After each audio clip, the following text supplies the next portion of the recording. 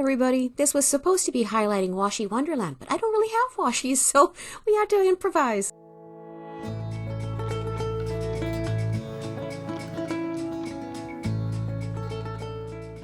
The latest Tuesday live challenge was to highlight a card using Washi Wonderland.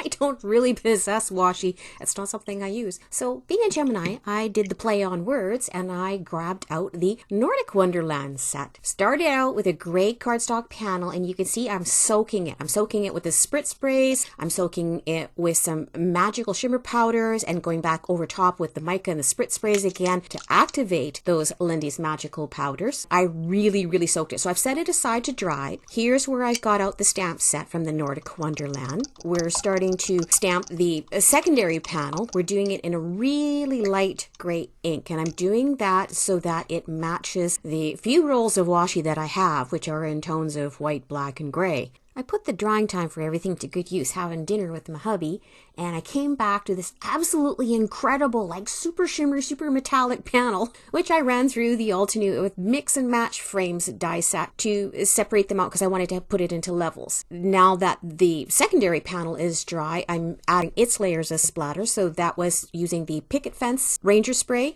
and then using the jet black ink spray around the edges to add some more tones and interest through the back part. Now you think I would learn to just put the splatter around the outside because that's the only part that's going to show in the end, but I think I just have too much fun putting splattery goodness all over everything because it's just very artsy to do that. Jumping to the inside of the card, we are keeping this in the very muted gray tones again with the silver lining. The sentiment was a little bit darker. I think I put some shades of blue and green in through there. This is where I discovered that the washi tape, being very old, did not have much stick left to it. So I thought, well, I'll just put a bit of glue underneath. And I'm trying out the frame over top of it because I wanted the design on the washi tape to show through the little dots that were on the frame. So I've set that part up with the one washing tape, and the second washi tape was going on the inside part. Then that upper panel is going inside of that yet again. So of course squashing it down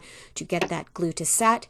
And because the panel did have a bit of warping on it from all the shimmer spritzing and water and everything else that we put on there, I got out the foam tape. I'm putting that across the back. It really does help to straighten everything out on your cards.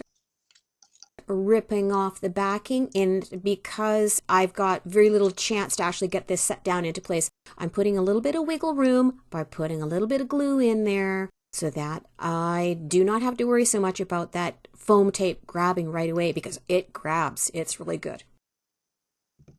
Custom stamp on the back. As I said, I don't regret being able to get those 7 while I did.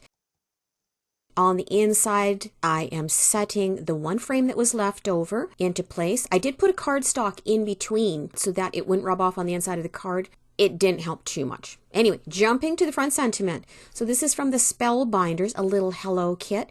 I only did 2 layers of stacking that because I knew that I was going to be embossing it with a few different layers. So you can see here I'm dabbing it into the Versamark. And first that I sprinkled on was some of the black.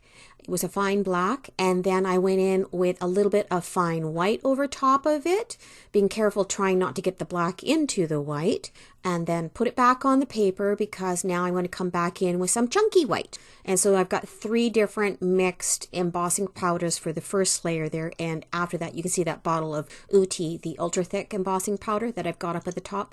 I'm going to come back over top of those once I've melted them with the heat gun, and I am going to build it up a little bit further again, and it will get kind of a pearlescent metallic look across the top from the Uti, which ties in really well with what is going on with that card panel with all that shininess. It actually looks metallic. It's a really cool effect.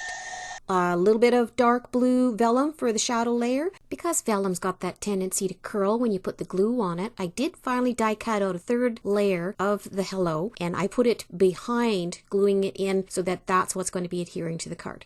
Now on the inside, I thought that the light gray sentiment and flower looked a little light compared to the frame. I brought out my alcohol markers and popped in a dash of color there. On the front, coming into the home stretch, or at least what I thought was the home stretch.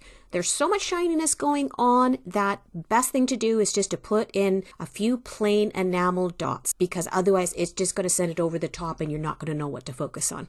I let it sit for a few days, and then I just didn't think it was finished enough for the lady that it's going out to, the one who actually started the first card group that I'm in. That's why I've got some red tape out, and I am putting it behind a material flower that I've had sitting in my stock for the longest time, and that I felt finished it off. So the centerpiece there, I'm putting in some of the liquid pearls just to put the center of the flower in, and now I'm happy with it. So there you be for the finished card. It might not have been a washi Wonderland. It is a Wonderland. It's very metallic looking in a different way from foil. So you all go out, be that change you want to see in the world. I'm still trying to be too. Everybody have a good one. Thanks. We'll see you next time. Bye-bye.